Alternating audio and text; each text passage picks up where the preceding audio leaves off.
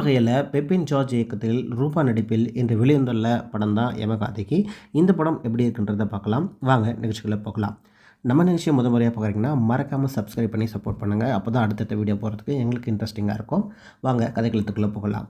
தஞ்சாவூர் பகுதியில் ஒரு ஊரில் காப்பு கட்டும் தகவலுடன் படம் துவங்குகிறது. படம் தொடங்கி சில நிமிடங்களிலே ஹீரோயின் ரூபாவிற்கு அவருடைய தந்தைக்கும் சண்டை வருகிறது.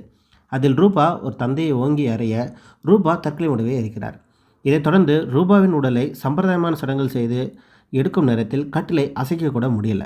எல்லாருக்கும் இது ஒரு பெரிய அதிர்ச்சியாகவும் இருக்கிறது. என்ன செய்தாலும் ரூபாவின் பூத உடலை நகர மறுக்கிறது. உண்மையிலேயே ரூபாவிற்கு என்ன ஆனது என்ற மர்ம முடிச்சுகளை இப்படத்தினுடைய மீதி கதை. படத்தை பற்றி ஒரு அலசலில் என்ன சொல்லலான்னு பார்த்தீங்கன்னா, எத்தனையோ பேய் படங்களும் அமானுஷ்ய படங்களையும் பார்த்துருக்கிறோம். ஆனால் ஒரு பெண் தன் இறப்பிற்கு தானே நீதி கேட்டு போராடும் அளவிற்கு ஒரு கதையை, அதிலும் கண்டிப்பாக இந்த காலகட்டத்திற்கு ஏற்ற ஒரு கதைக்களத்தை தேர்ந்தெடுத்து எடுத்ததுக்காகவே இயக்குனர்